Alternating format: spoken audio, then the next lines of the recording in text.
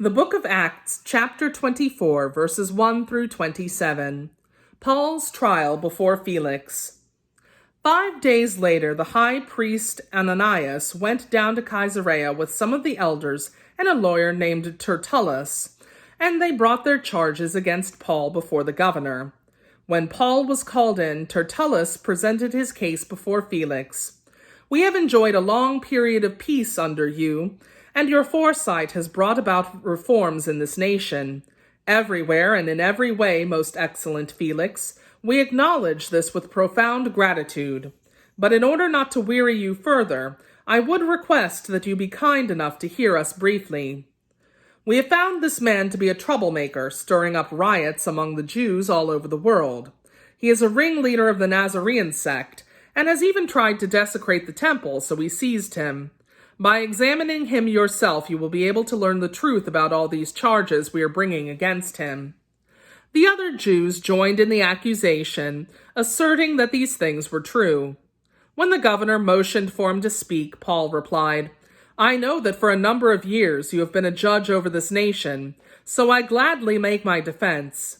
You can easily verify that no more than 12 days ago I went up to Jerusalem to worship.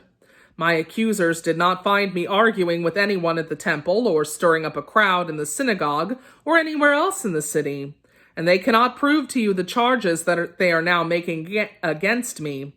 However, I admit that I worship the God of our ancestors as a follower of the way, which they call a sect. I believe everything that is in accordance with the law and that is written in the prophets, and I have the same hope in God as these men themselves have, that there will be a resurrection of both the righteous and the wicked. So I strive always to keep my conscience clear before God and man.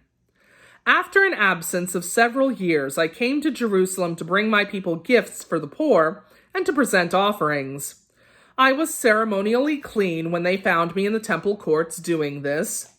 There was no crowd with me, nor was I involved in any disturbance. But there are some Jews from the province of Asia who ought to be here before you and bring charges if they have anything against me.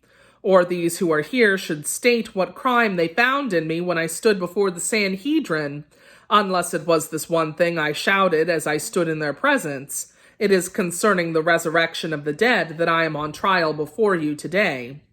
Then Felix, who was well acquainted with the way, adjourned the proceedings. "When Lysias the commander comes," he said, "I will decide your case." He ordered the centurion to keep Paul under guard, but to give him some freedom and permit his friends to take care of his needs. Several days later, Felix came with his wife Drusilla, who was Jewish. He sent for Paul and listened to him as he spoke about faith in Christ Jesus.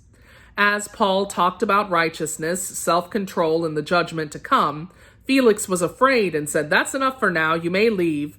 When I find it convenient, I will send for you." At the same time, he was hoping that Paul would offer him a bribe, so he sent for him frequently and talked with him. When 2 years had passed, Felix was succeeded by Porcius Festus, but because Felix wanted to grant a favor to the Jews, he left Paul in prison. The word of the Lord.